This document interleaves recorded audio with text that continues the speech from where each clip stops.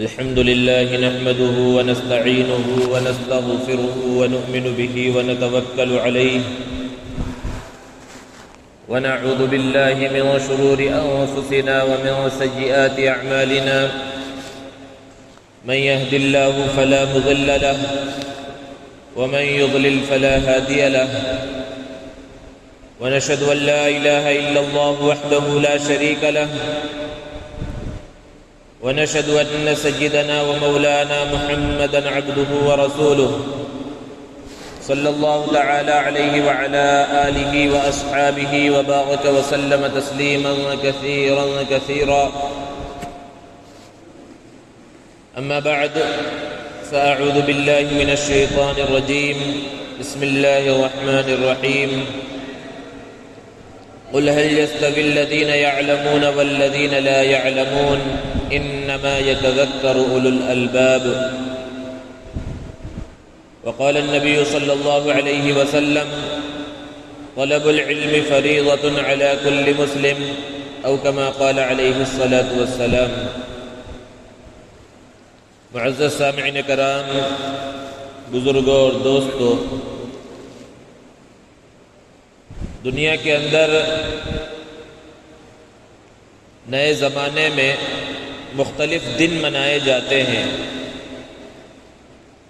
کبھی fathers day منایا جاتا ہے، کبھی مدر ڈے منایا جاتا ہے، کبھی مزدوروں کا کوئی ایک دن منا لیا جاتا ہے.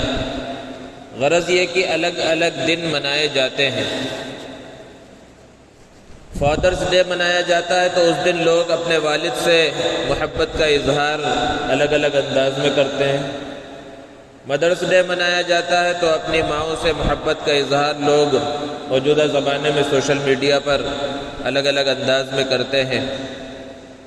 مزدوروں کا دن منایا جاتا ہے تو ان سے اظہار ہمدردی کر لی جاتی ہے. اسی طرح ایک دن یوم اساتذہ کے نام سے بھی منایا جاتا ہے. 5 ستمبر کو ٹیچرز ڈے کہا جاتا ہے اور اس دن اساتذہ کی اور ٹیچرز کی عظمت اور ان کی اہمیت کو بیان کر دیا جاتا ہے. دوستو، اسلام کے اندر تو یہ تعلیم ہے کہ والدین کے واسطے، ماں کے واسطے، باپ کے واسطے، استاد کے واسطے، مزدور کے واسطے کوئی ایک خاص دن نہیں ہے، بلکہ ہر دن ہی ان کا ہے. ہر دن ہی ماں باپ سے محبت کا اظہار کرنا ہے، ہر دن ہی ان کے حقوق کو ادا کرنا ہے. مزدوروں کے جو حقوق ہیں وہ کسی ایک دن کے واسطے نہیں ہے، وہ ہمیشہ کے واسطے ہیں اور ہمیشہ ان کے حقوق کو ادا کرنا ہے. اساتذہ کی جو عظمت ہے، ان کا جو ادب و احترام ہے، ان کا جو مقام اور مرتبہ ہے، وہ کسی ایک دن اور ایک تاریخ اور ایک مہینے کے ساتھ خاص نہیں ہے. ان کی عظمت اور اہمیت ہمیشہ کے واسطے ہے. اللہ کے رسول صلی اللہ علیہ وسلم جن ذمہ داریوں کے ساتھ دنیا کے اندر تشریف لائے، اس میں سے ایک ذمہ داری تعلیم بھی تھی. یعنی آپ صلی اللہ علیہ وسلم خود استاذ تھے، اور جب آپ استاذ ہیں تو آپ استادوں کے استاد ہیں، دنیا کے سب سے بڑے استاد ہیں. قرآن مجید میں اللہ نے اس کو بیان فرمایا وَيُعَلِّمُهُمُ الْكِتَابَ وَالْحِكْمَةَ کہ آپ کے دنیا میں بھیجے جانے کے جہاں اور مقاصد ہیں، وہیں تعلیم کتاب اور تعلیم حکمت، یہ بھی اللہ کے رسول صلی اللہ علیہ وسلم کے بعثت کے بنیادی مقاصد میں سے. اور خود حضور اکرم صلی اللہ علیہ وسلم نے ارشاد فرمایا انما بعثت معلما کہ مجھے معلم یعنی استاذ بنا کر بھیجا گیا ہے. تو جب استادوں کا تذکرہ ہوگا تو سب سے پہلے نبی کریم صلی اللہ علیہ وسلم کا تذکرہ ہوگا کہ آپ کیسے استاذ تھے، اور پھر آپ کے شاگردوں کا کیا مقام و مرتبہ ہے. اور آپ کے شاگرد جو صحابہ کرام رضوان اللہ تعالی علیہم اجمعین ہیں، انہوں نے اپنے استاد یعنی محمد عربی صلی اللہ علیہ وسلم کے ساتھ کس طرح کا سلوک کیا، ان کے ساتھ کس طرح محبت کا برتاؤ کیا. استاد کا کام کیا ہوتا ہے کہ وہ اپنے شاگردوں کو علم سکھاتا ہے، انہیں تعلیم دیتا ہے، علم کو گھول کر انہیں پلا دیتا ہے. یہ کام استاذ کا ہوتا ہے. موجودہ زمانے کے اندر جہاں ہر چیز کا مذاق اڑایا جاتا ہے، شادیوں کا مذاق، بیویوں کا مذاق، شوہروں کا مذاق، کامیڈی کے نام پر الگ الگ چیزیں، وہیں اساتذہ کا بھی مذاق بنایا جاتا ہے، ٹیچرز کا مذاق بنایا جاتا ہے، مذاق اڑایا جاتا ہے۔ یہ اسلامی تعلیمات کے برخلاف ہے۔ اسلامی تعلیمات سے تو ہمیں یہ بات پتہ چلتی ہے کہ اگر کسی سے ہم نے کچھ بھی سیکھ لیا اور وہ ہمارا استاد بن گیا تو پھر اس کا ادب اور احترام لازم ہے۔ اور استاد کا یہ مطلب نہیں ہے کہ صرف ہم نے کسی سے دینی علم سیکھا تو وہی استاد ہے۔ دنیا کا بھی کوئی سا علم سیکھا اور کوئی استاد بن گیا، کوئی ہمارا ٹیچر ہے، کوئی پروفیسر ہے، کوئی لیکچرر ہے، تو پھر اس کا ادب اور احترام لازم ہے۔ یہ اسلام کی تعلیمات سے ہمیں معلوم ہوتا ہے اور پتہ چلتا ہے۔ لیکن حالات اس کے برعکس ہیں۔ استادوں کا بھی مذاق اڑایا جاتا ہے، پروفیسرز کا مذاق اڑایا جاتا ہے، ٹیچروں کا مذاق اڑایا جاتا ہے، لیکچر جو دینے والے حضرات ہیں ان کا مذاق اڑایا جاتا ہے۔ ان سب چیزوں سے بچنے کی ضرورت ہے، کیونکہ جو استاد ہے اسے روحانی باپ کا مقام اور مرتبہ دیا گیا ہے، روحانی باپ کہا جاتا ہے، اور وہ عظیم علم سکھاتا ہے جس کی فضیلت اللہ رب العزت نے قرآن مجید کے اندر بیان فرمائی۔ علم کی بڑی اہمیت، بڑی عظمت اور بڑی فضیلت ہے، اور یہ اللہ رب العزت کی بہت بڑی نعمت ہے۔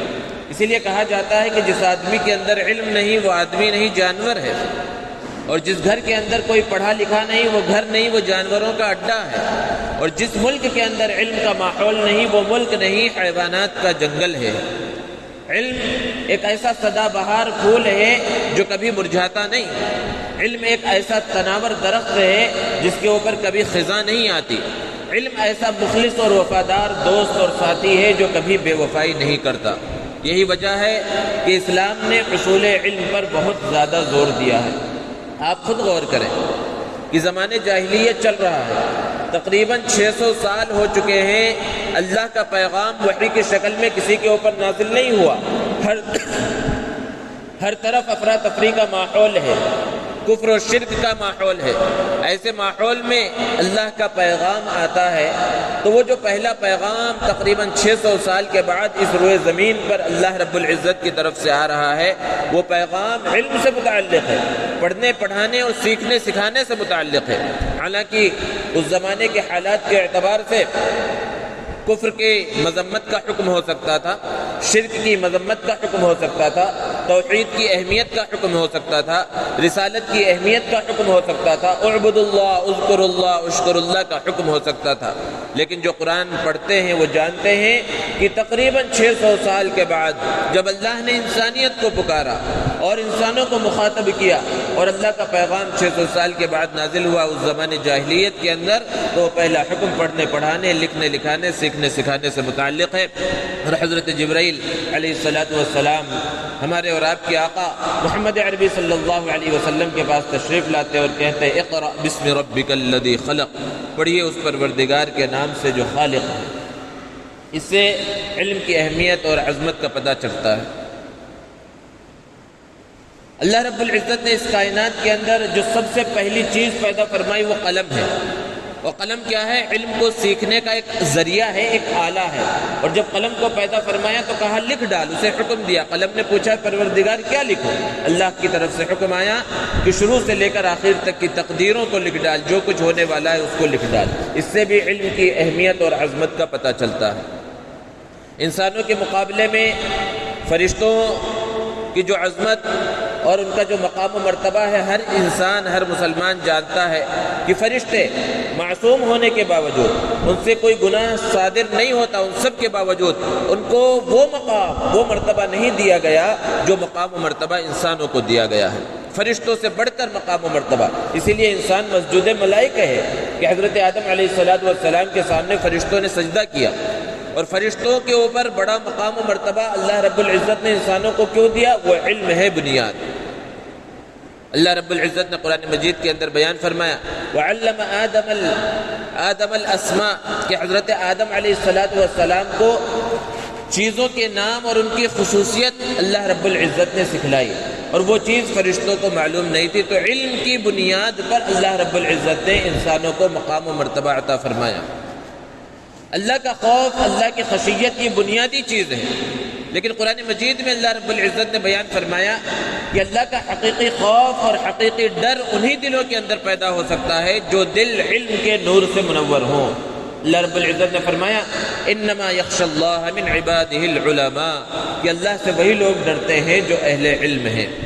ان سب آیات سے اور ان سب احکامات سے علم کی اہمیت کا پتہ چلتا ہے۔ اور ایک جگہ پر اللہ رب العزت نے بیان فرمایا قل هل يستوي الذين يعلمون والذين لا يعلمون، کہ سوال کیجئے، پوچھ لیجئے، کہہ دیجئے کہ جو اہل علم ہیں اور جو پڑھنا لکھنا نہیں جانتے کیا وہ برابر ہو سکتے ہیں؟ پھر آگے اللہ رب العزت نے خود بیان فرمایا انما یتذکر اولو الالباب، کہ جو عقل مند ہے وہ اس بات کو سمجھتے ہیں کہ اہل علم اور غیر اہل علم، پڑھا لکھا اور ان پڑھ کبھی بھی برابر نہیں ہو سکتے۔ تو یہ علم کا مقام و مرتبہ ہے۔ اور علم ہے کیا؟ علم کی دو قسمیں، ایک ہے علم نافع اور ایک ہے علم غیر نافع۔ علم نافع کا مطلب نفع پہنچانے والا علم، اور علم غیر نافع کا مطلب نفع نہ پہنچانے والا علم۔ اللہ کے رسول صلی اللہ علیہ وسلم اس روئے زمین پر سب سے بڑے عالم ہیں، اس کے باوجود اللہ کے رسول صلی اللہ علیہ وسلم کا حال کیا ہے؟ آپ صلی اللہ علیہ وسلم کی دعاؤں میں یہ دعا ہمیں ملتی ہے۔ آپ صلی اللہ علیہ وسلم یہ دعا فرمایا کرتے تھے رب زدنی علما۔ قرآن مجید کے اندر اللہ رب العزت نے بیان فرمایا کہ اے میرے پروردگار ہمارے علم کے اندر اضافہ فرما۔ تو علم کی کوئی انتہا نہیں ہے، انسان سیکھتا چلا جائے اور علم کا جو سمندر ہے وہ خالی نہیں ہوگا، وہ اس کو سیکھتا ہی رہے گا۔ اللہ کے رسول صلی اللہ علیہ وسلم یہ دعا فرماتے تھے اللہم انی اعوذ بک من علم لا ینفع، کہ اللہ میں ایسے علم سے پناہ چاہتا ہوں جو نفع نہ پہنچائے۔ اور دوسری دعا یہ ہے اللہم انی اسألک علما نافعا، کہ اللہ میں نفع پہنچانے والے علم کا سوال کرتا ہوں، نفع پہنچانے والا علم مانگتا ہوں۔ تو اصل علم وہی ہے جو نفع پہنچائے۔ اب جو دینی علوم ہیں، قرآن کا علم ہے، حدیث کا علم ہے، وہ دنیا میں بھی انسان کو نفع پہنچاتا ہے اور آخرت میں بھی نفع پہنچانے والا علم ہے۔ جو دنیاوی علوم ہے وہ بھی نافع ہیں، وہ دنیا کے اندر نفع پہنچاتے ہیں، اور اگر اس کو صحیح انداز میں استعمال کیا جائے، صحیح انداز میں حاصل کیا جائے اور علم کے صحیح تقاضوں کو، دنیاوی علم کے صحیح تقاضوں کو پورا کیا جائے تو وہ دنیاوی علم آخرت میں بھی فائدہ پہنچاتا ہے۔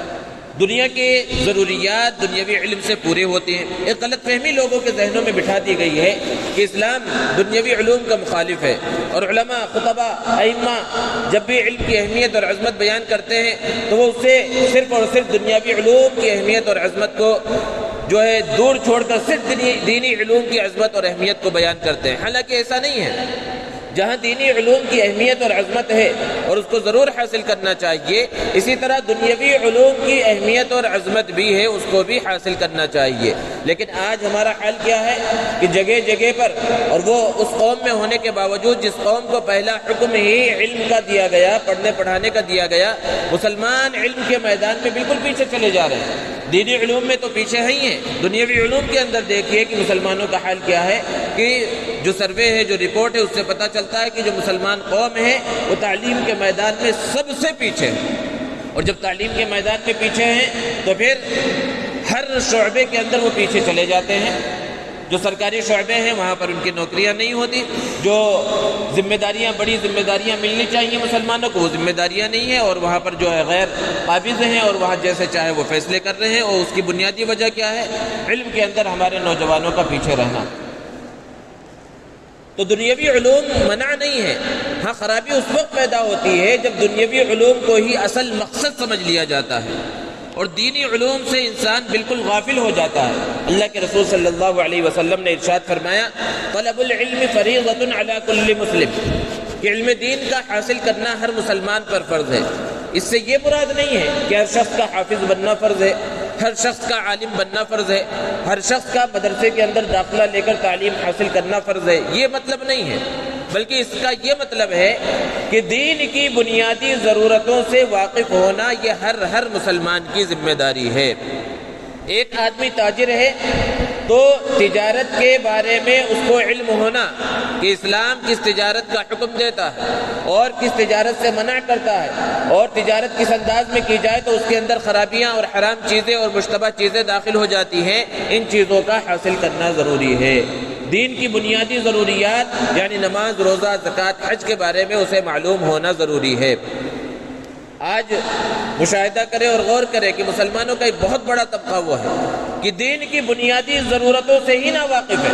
وضو کے کتنے فرائض ہیں وہ نہیں معلوم، غسل کے فرائض کا علم نہیں ہے، نماز کے فرائض کا صحیح انداز میں علم نہیں ہے، کسی کا انتقال ہو جائے جنازے کی نماز کا طریقہ معلوم نہیں، جنازے کی نماز کی دعا معلوم نہیں ہے، اللہ کے رسول صلی اللہ علیہ وسلم سے محبت کا دعویٰ کرتے ہیں، اللہ کے رسول صلی اللہ علیہ وسلم کی سیرت کا علم نہیں ہے، اللہ کے رسول صلی اللہ علیہ وسلم کی کتنی ازواج تھی وہ نہیں معلوم، اللہ کے رسول صلی اللہ علیہ وسلم کی پیاری بیٹیوں کے نام معلوم نہیں، اللہ کے رسول صلی اللہ علیہ وسلم کے ازواج مطہرات کے نام معلوم نہیں ہے، اللہ کے رسول صلی اللہ علیہ وسلم کے کتنے بیٹے تھے وہ معلوم نہیں ہے، صحابہ کرام کا کیا مقام و مرتبہ ہے وہ ہمیں معلوم نہیں ہے، دین کی بنیادی ضرورتوں سے نا واقف ہیں۔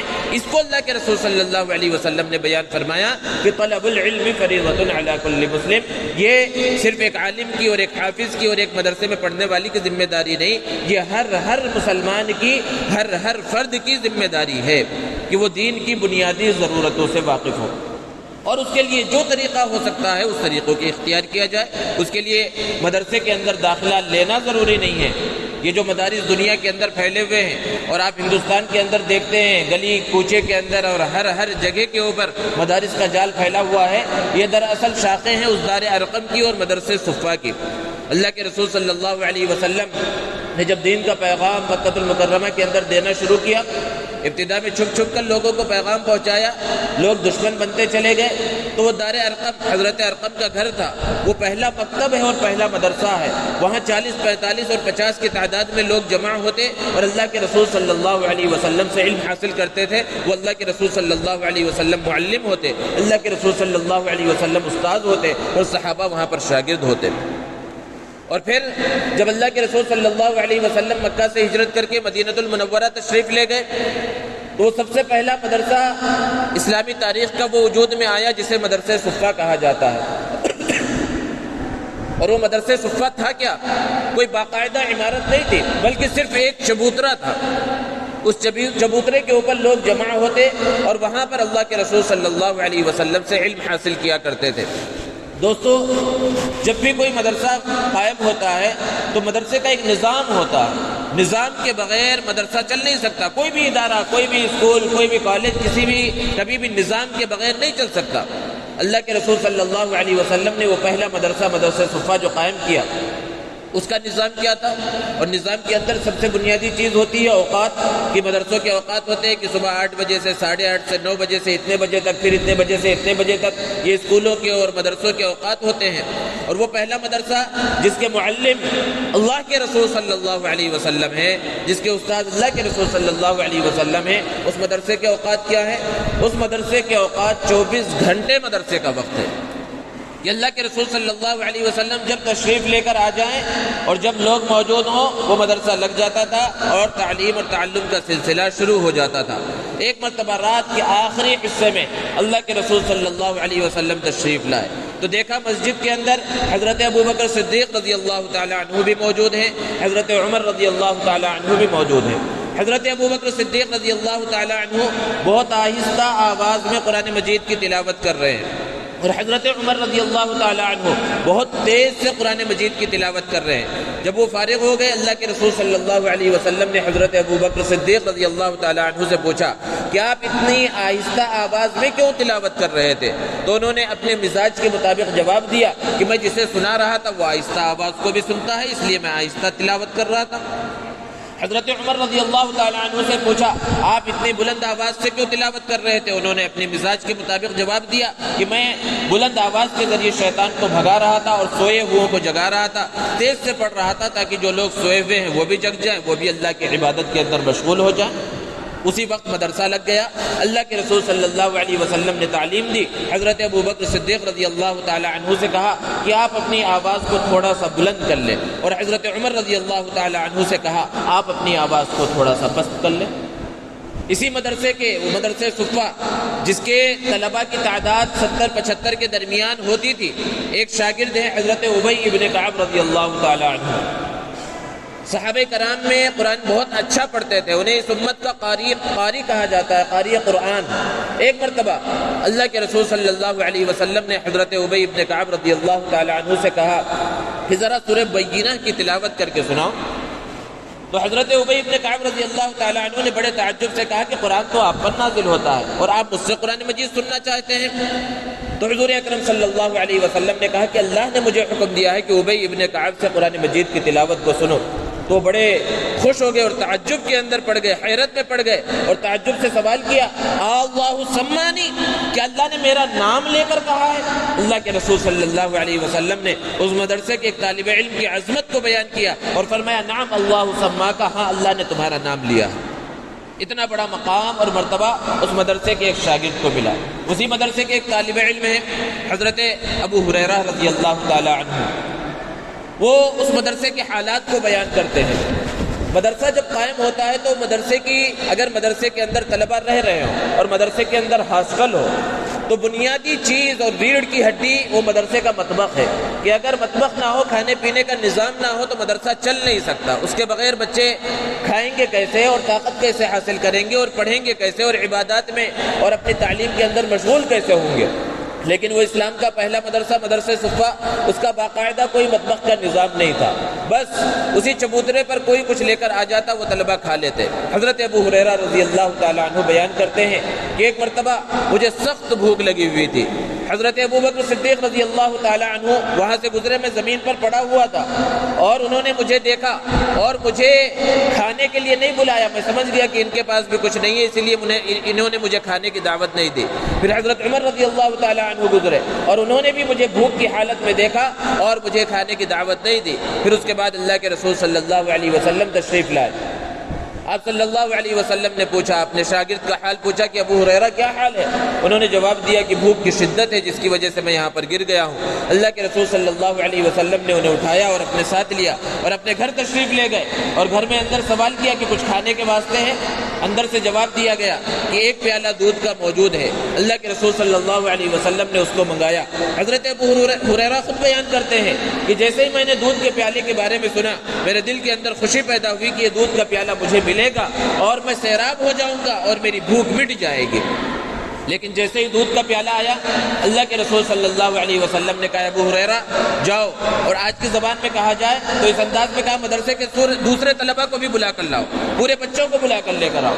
اور اس زمانے میں حضرت ابو ہریرہ بیان فرماتے ہیں کہ تقریباً 70 صحابہ مدرسے صفا کے اندر موجود رہتے تھے۔ حضرت ابو ہریرہ رضی اللہ تعالیٰ عنہ اللہ کے رسول صلی اللہ علیہ وسلم کا حکم تو ٹال نہیں سکتے تھے، فوراً بلانے کے واسطے گئے، لیکن دل کے اندر یہ سوچ ہے کہ پینے کا جو پیالہ ہے، جو دودھ کا پیالہ ہے، وہ صرف ایک ہی پیالہ ہے اور مجھے بلانے کے واسطے بھیج رہے ہیں تو تقسیم کرنے کی ذمہ داری بھی میری ہوگی، اور پھر نمبر سب سے آخر میں آئے گا، اور پھر کچھ بچے نہ بچے، میری بھوک مٹے نہ مٹے، پیاس مٹے نہ مٹے، کچھ معلوم نہیں ہے۔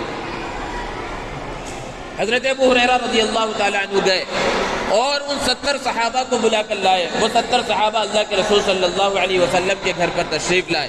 آپ صلی اللہ علیہ وسلم نے انہیں دودھ کے پلانے کا حکم دیا اور انہوں نے اس پیالے کو لیا اور ایک طرف سے سارے لوگوں کو پلانا شروع کیا۔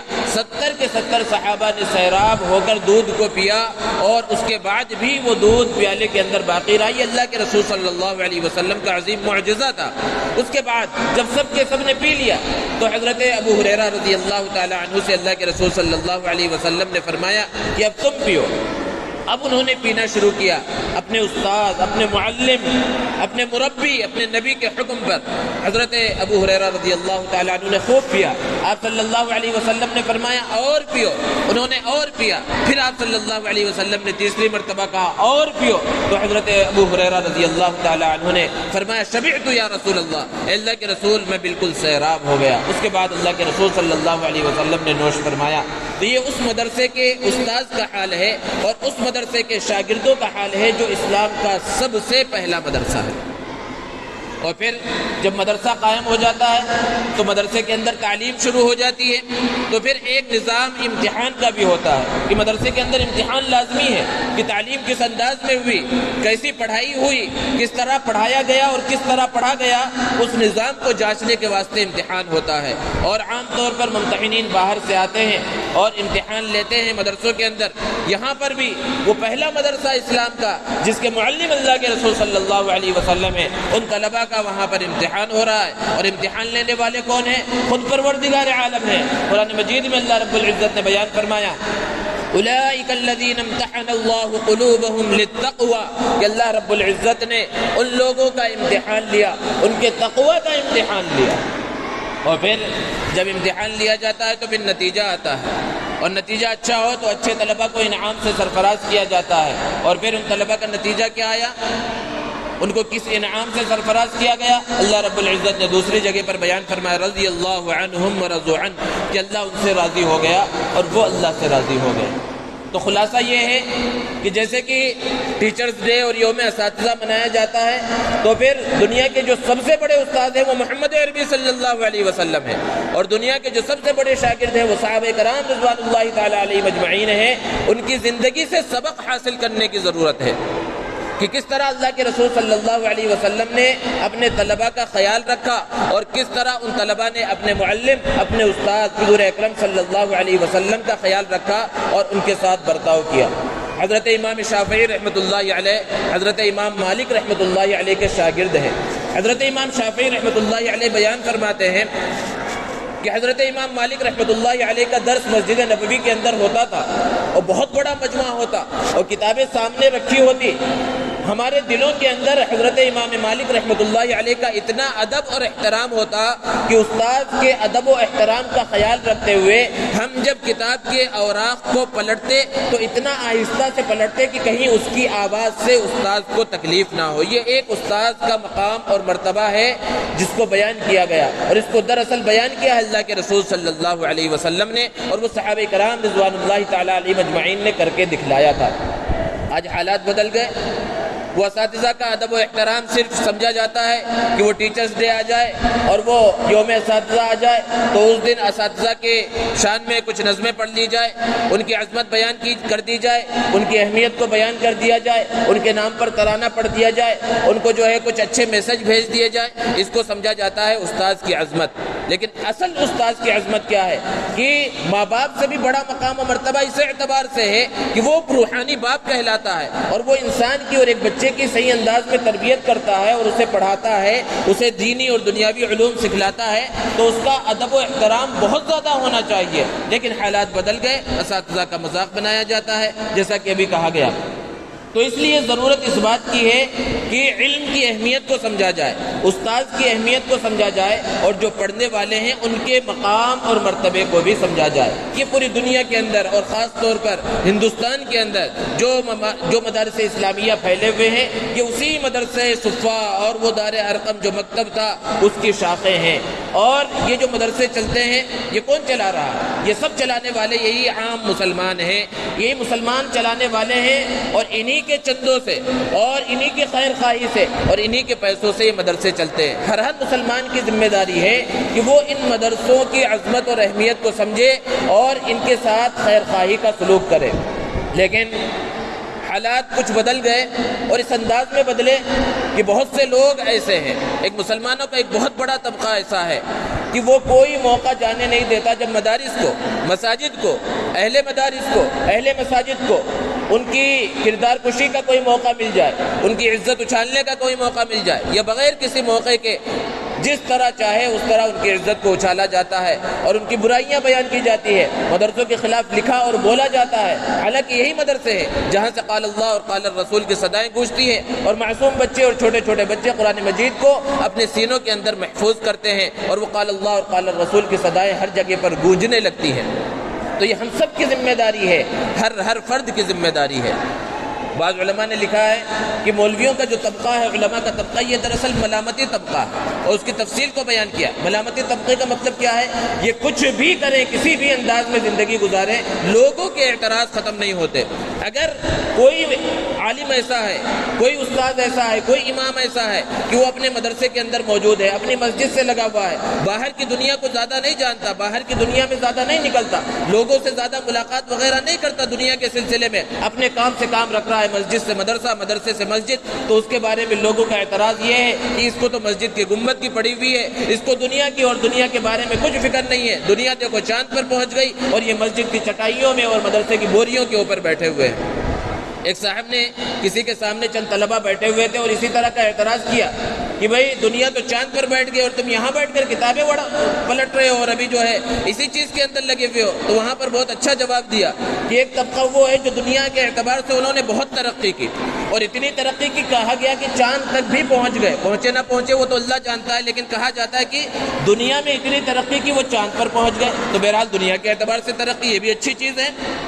اور ایک طبقہ وہ ہے جنہوں نے دین کے اعتبار سے ترقی کی کہ یہاں پر ہم بیٹھے ہوئے ہیں اور ہم نے یہ تعلیم حاصل کی، قرآن مجید کو سیکھا، قرآن مجید کو پڑھا، احادیث مبارکہ کو سیکھا اور پڑھا، اور دین کے اندر ہم نے درک حاصل کیا اور دین کے علوم کے اندر ہم نے جو ہے صلاحیت اپنی بنائی۔ تو ایک طبقہ یہ ہو گیا جو دین کے اعتبار سے آگے بڑھا، دوسرا طبقہ وہ ہے جو دنیا کے اعتبار سے آگے بڑھا، اور ایک طبقہ وہ آپ جیسے لوگوں کا ہے جس نے اعتراض کیا تھا اس کی طرف اشارہ کر کے کہ دنیا میں ترقی کر کے نہ تو آپ چاند تک پہنچے اور نہ دین تک ترقی کر کے آپ قرآن اور حدیث تک پہنچے، تو آپ تو بالکل بیکار ہیں۔ کم سے کم ان لوگوں میں شامل ہوتے جو دنیا میں ترقی کی، یا ان لوگوں کے اندر شامل ہوتے جنہوں نے دین کے اعتبار سے ترقی کی۔ تو اعتراض کرنا یہ بہت آسان ہے ہر ایک کے واسطے، اور اگر کوئی عالم، کوئی حافظ اور کوئی امام ایسا ہو جو سیاست کے اوپر کچھ بیانات کرتا ہو اور سیاست کے اندر لوگوں کو رائے دیتا ہو، باہر کے حالات دیکھتا ہو اور باہر نکلتا ہو، لوگوں کو رائے اور مشورے دیتا ہو، باہر کے کام کرتا ہو، تو اس کے بارے میں لوگوں کے اعتراض کیا ہوتا ہے؟ بھائی ان کو کیا پڑی ہوئی ہے، ان کو مسجد میں رہنا چاہیے، ان کو مدرسے کے اندر رہنا چاہیے۔ یعنی کسی بھی حال میں لوگوں کے اعتراضات ختم نہیں ہوتے، اس لیے اپنی فکر کرنے کی ضرورت ہے اور ان مدارس اسلامیہ کی اہمیت اور عظمت کو سمجھنے کی ضرورت ہے۔ اور اساتذہ، استاد، معلم، ٹیچر، پروفیسر، کوئی بھی ہو جس سے ہم نے دین کا کچھ علم حاصل کیا یا دنیا کا کچھ علم حاصل کیا، اس کا ادب اور احترام کسی ایک دن کے واسطے نہیں ہے، وہ ہمیشہ کے واسطے دلوں کے اندر احترام ہونا چاہیے۔ اللہ رب العزت سے دعا ہے اللہ تبارک و تعالی ہمیں عمل کی توفیق عطا فرمائے۔ وآخر دعوانا الحمد للہ رب العالمین۔